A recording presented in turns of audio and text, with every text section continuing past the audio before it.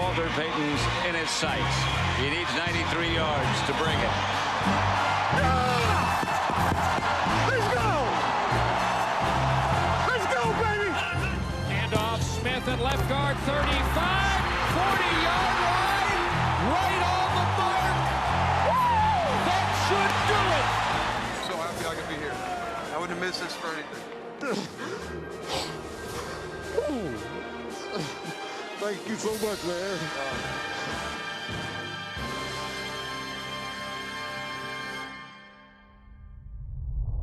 One was a 5'9", 221-pound spark plug of speed and determination. The other brought 6 foot 2 inches and 238 pounds of toughness and power. One grew up in Pensacola, Florida, a city of more than 50,000 people. The other's roots were sown in Youngstown, New York, a small town of less than 2,000.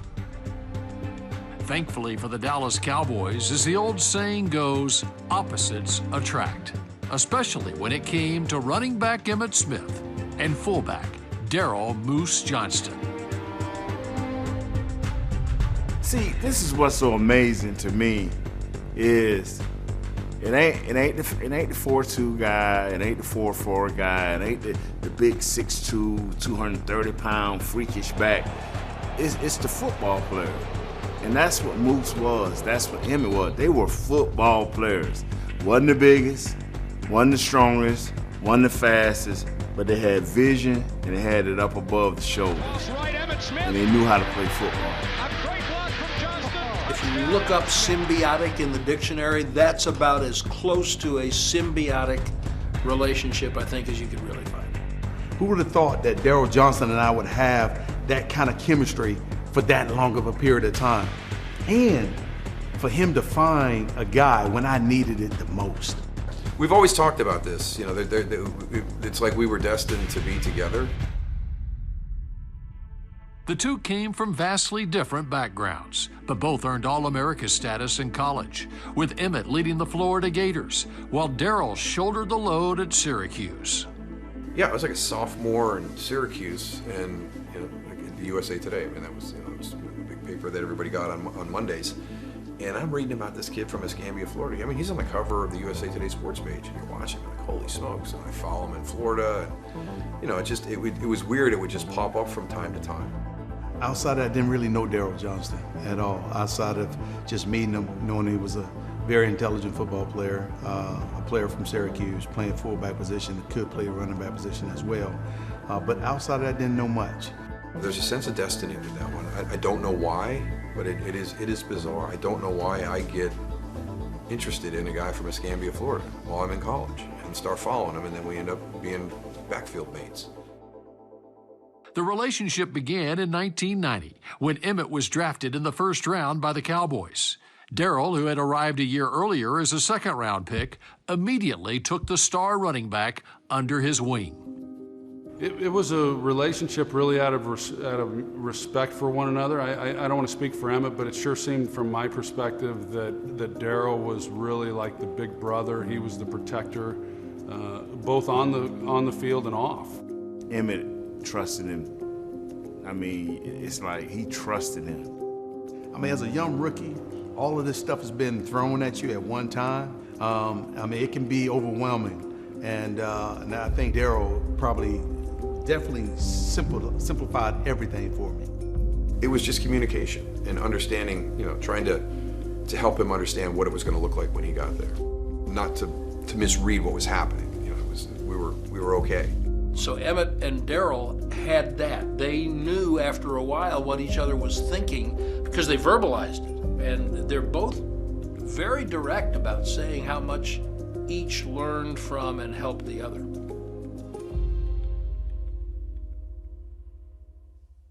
The Dallas Cowboys Legends Show is presented by AT&T, the official 5G innovation partner of the Dallas Cowboys. Texas Lottery. Play the Dallas Cowboys scratch ticket today. It's your ticket for a chance to win big. And by NFL Game Pass. You'll never miss a game again. Enjoy full and condensed game replays from Week 1 to the Super Bowl.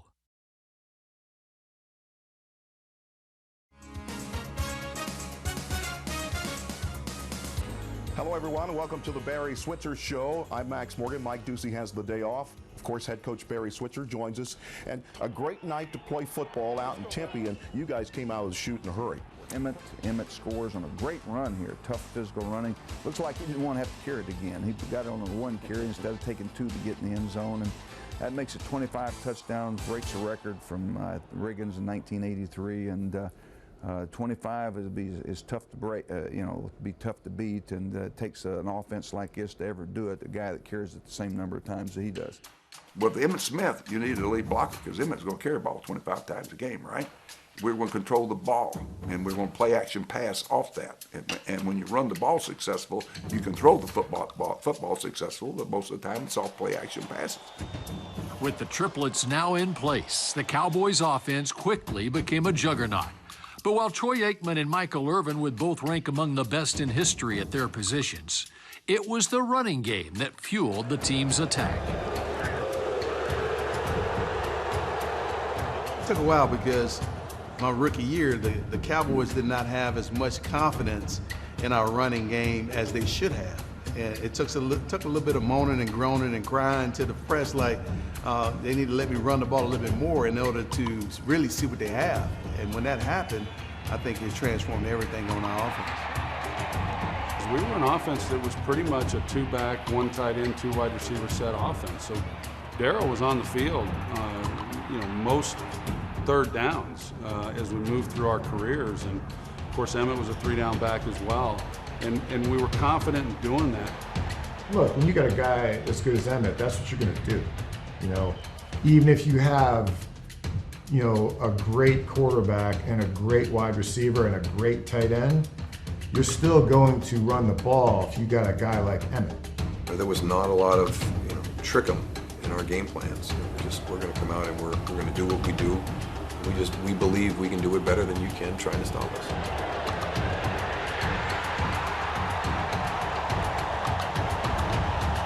While Emmett was rightfully earning the accolades, rushing for more than 1,000 yards 11 times in his career with 8 Pro Bowl invites and 4 All-Pro honors, Daryl was doing the dirty work, helping to clear the way. Daryl was one of these guys who he made up for a lot of people's mistakes along the offensive line, and not to imply that there were a lot of them, but if a lineman took the wrong guy and took the guy he was supposed to block, Daryl would immediately come off of that and pick up, the guy who was left unblocked, and it was pretty seamless. When you got a blocking back who's arguably the best in the league at this position, you're going to run the ball. He deserves as much credit as anybody for the success we had, for Emmett's success. However, for all the offensive firepower, for all the many options at the team's disposal, there was one play in particular that was Emmett and the Cowboys' bread and butter, the lead draw. We played the Giants, and Dan Reeves came up and he goes, "What was going on last week?" I said, "What do you mean?" He goes, "My God, North's he left you hanging." I'm like, "Yeah, right, didn't he?" I said, "Go tell him that." I said, "Oh my God." He goes, "We counted him. You had 27 leads, including short yardage and goal line." I'm like,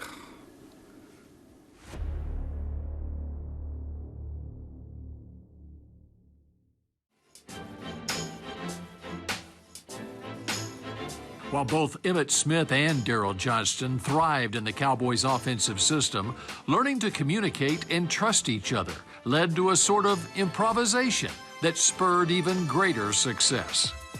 Yeah, I think they improvised a little bit in some of the things that we did maybe within the blocking schemes, and they were both very smart guys. And Daryl was one of these guys who he made up for a lot of people's mistakes. There was one situation that occurred in a game. Daryl ran through the running lane, and he went through to get his block, and he looked up. I was way on the other side of the field.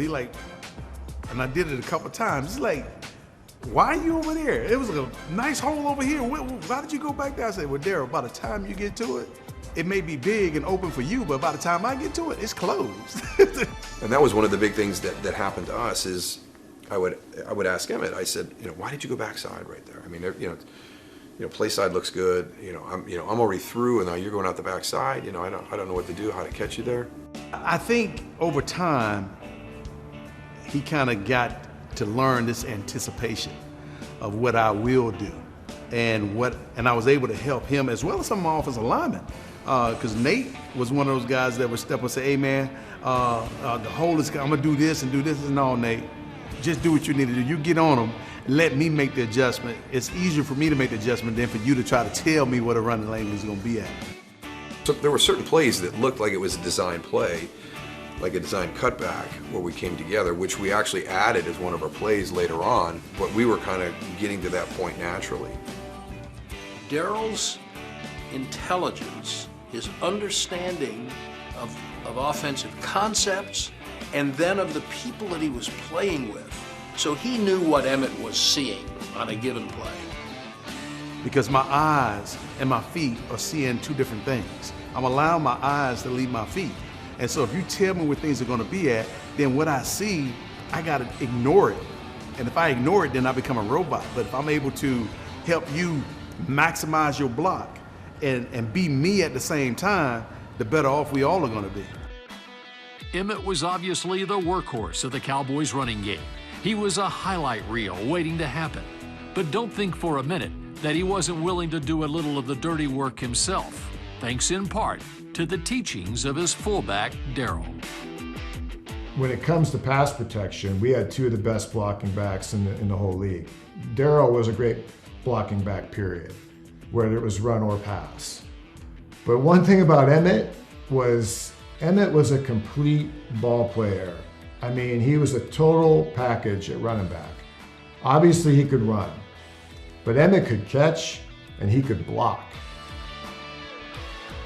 Blocking is one of those things where you have to learn that you have to man up, period.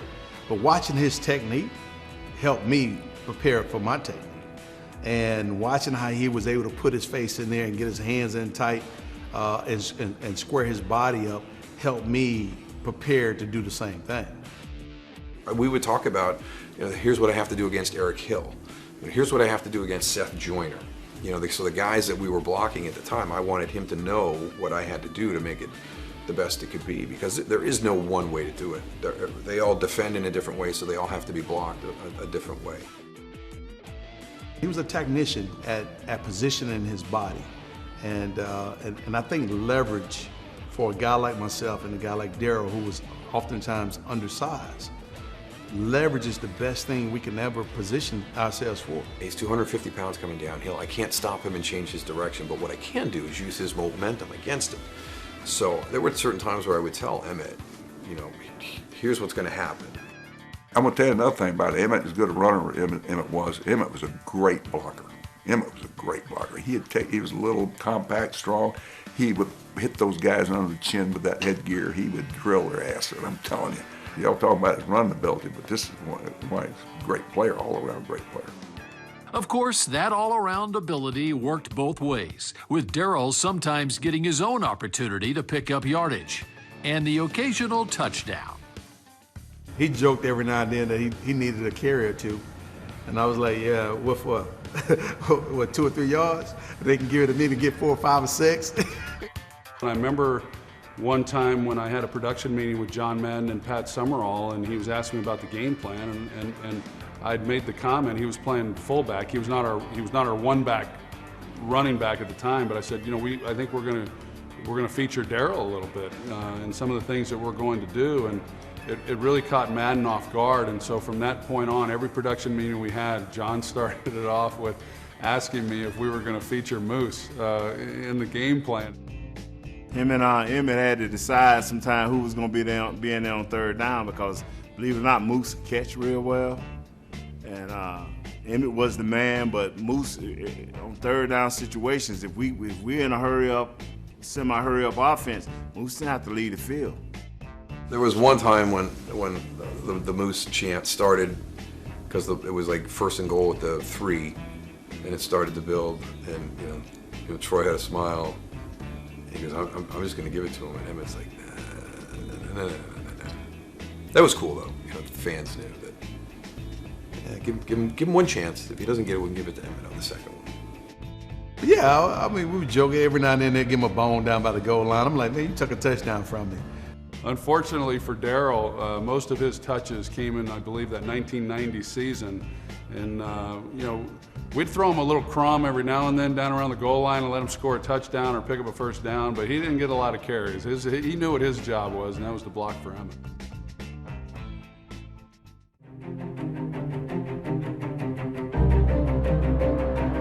Father Time remains undefeated. Limited to only 6 appearances in 1997 due to a neck injury, Daryl Johnston returned to play all 16 outings in 1998. But when he re-injured his neck in the first game of the 1999 season, his career was over. I knew it wasn't that good. And then went to Dr. Dossett, and he just put the MRI up, and he said, "Do you remember the conversation we had when you hurt your neck the first time?" And I said, "Yes, if I hurt it again, I'm done." He goes, "Well, we're all done." You didn't know that Daryl was dealing with something, an injury or not, unless it was absolutely significant. I didn't know how bad his neck was either, because he never shared those things. And so upon retirement, because of his neck, I was completely shocked because I didn't know. On October 27, 2002, in a home game against the Seattle Seahawks, Emmett indeed became the NFL's all-time career rushing leader. And there on the sidelines to honor his friend was the man who helped him reach that milestone, Daryl Johnston. Story on Emmett for CBS. I knew it all week long. Had a feeling. Congratulations. Thank you.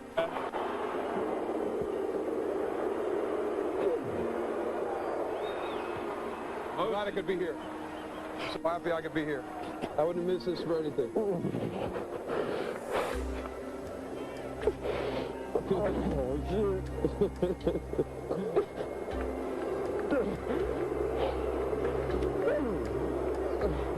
Thank you so much, man. I enjoyed everything I did for you. You made it fun, buddy. Oh, thank you. To have Daryl on the sideline that day, who had led the way for many of those runs, and to have Michael on the sideline, who was there at the beginning when I shared with him, I want to become the all-time leading rusher, and he laughed in my face. To be there at that moment, to see my dreams come true, and to celebrate with me was very, very, very special. It's probably, of our time together, I think a lot of people will go back to the Hall of Fame induction and what he said there, and that was pretty cool in that environment. But for me, that day on the field when he broke the record, and it's just me and him, that's my favorite one. That Emmett would one day find his bust in the Pro Football Hall of Fame was never in doubt, retiring after the 2004 season. With 17,162 rushing yards, he is one of the greatest to ever play the game. You know, everybody knows about his accomplishments running the ball, obviously. But when he left the Dallas Cowboys after 13 seasons, only 4 guys in the history of the franchise had caught more passes than him. Now, if he had just done that, that would have been an incredible career, you know what I mean? But the guy was the 5th leading receiver in franchise history, in addition to being the leading rusher in the history of the NFL. The Hall of Fame induction ceremony was held on August 7, 2010. And in an emotional, heartfelt speech, Emmett thanked those who helped him along the way, most notably, Daryl. Daryl Johnston, where are you? Will you please stand?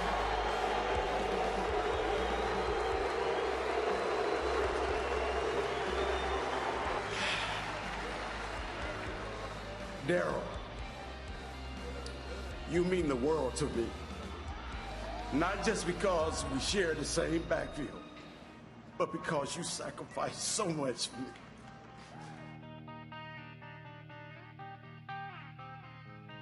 It was more a sense of pride than anything.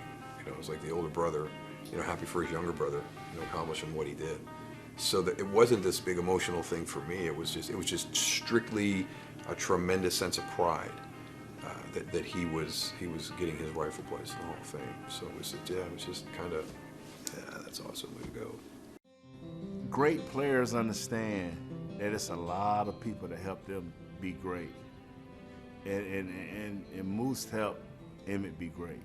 You know, I mean, I think that for every yard that Emmett got, I think there was a real sense of pride for Daryl in feeling that, you know, that he contributed, and he certainly did, to those yards and to those records, and Emmett Smith being the all-time leading rusher. I call him the unsung hero.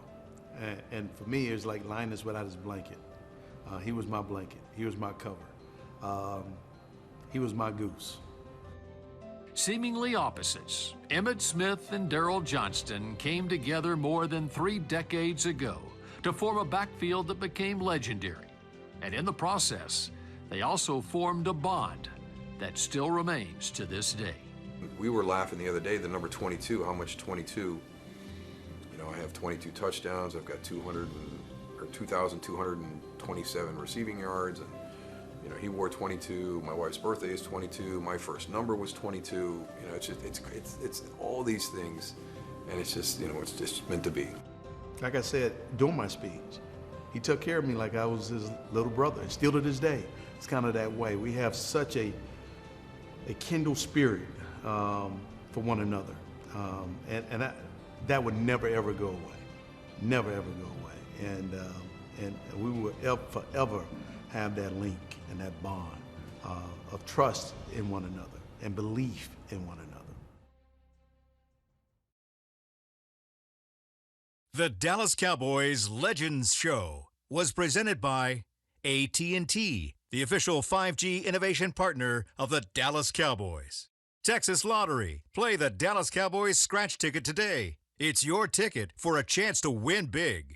And by NFL Game Pass. You'll never miss a game again. Enjoy full and condensed game replays from Week 1 to the Super Bowl.